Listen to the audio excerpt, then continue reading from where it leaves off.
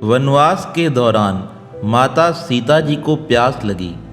तभी श्री राम जी ने चारों ओर देखा तो उनको दूर दूर तक जंगल ही जंगल दिख रहा था।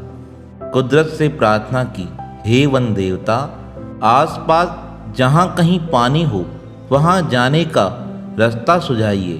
तभी वहाँ एक मोर ने आकर श्री राम जी से कहा, आगे थोड़ी दूर एक जलाशय है, चलिए मैं आपको मार्ग दिखाता हूँ, किंतु मार्ग में हमारी भूल चूक होने की संभावना है। श्री राम जी ने पूछा, वह क्यों?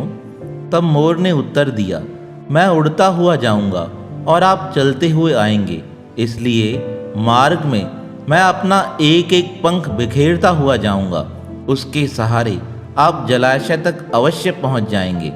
यहाँ एक बात स्पष्ट करना बहुत जरूरी है, मोर के पंख एक विशेष समय, एक विशेष ऋतु में ही बिखरते हैं।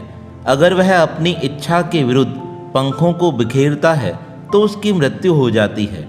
आजकल कई लोग मयूर पंख का व्यवसाय करते हैं। आप सोचिए उसके कारण कितने मोरों की मृत्यु होती होगी। इसलिए इस पाप से बचना चाहिए। उस मोर के साथ भी वही हुआ।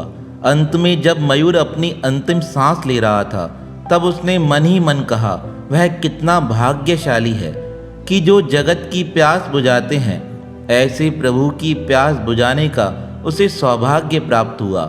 मेरा जीवन धन्य हो गया, अब मेरी कोई शेष इच्छा नहीं रही। तभी भगवान श्री राम ने मोर से कहा, मेरे लिए तुमने जो मयूर पंख बिखेरे हैं, अपने जीवन का त्याग कर तुमने मुझे ऋणी बना दिया है। मैं उस ऋण को अगले जन्म में जरूर चुकाऊंगा। तुम्हारे पंख अपने सिर पर धारण करूंगा। तत्पश्चात अगले जन्म में श्री कृष्ण अवतार में भगवान ने मयूर का पंख अपने मस्तक पर धारण किया और उन्होंने मयूर का ऋण उतारा था। तात्पर्य यही है कि भगवान कितने दयालु हैं। किसी ने पिछले जन्म में भी अगर कोई सच्चे भाव से भगवत प्राप्ति के लिए परिश्रम किया हो तो भगवान अगला जन्म लेकर भी भक्त का ऋण उतार देते हैं। भगवान से अधिक दयालु जीवन में कोई हो ही नहीं सकता है।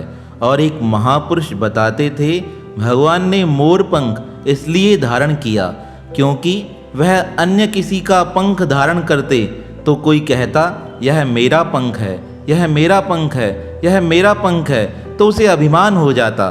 पर जब कोई कहता है यह मोर पंख है, अर्थात यह तो मेरा ही पंख है, भगवान ने अपने भक्तों को ही मस्तक पर धारण कर लिया है। तो ऐसे भक्त वसल भगवान के पावन श्री चरणों में हमारा बारंबार प्रणाम है, प्रणाम है, प्रणाम है।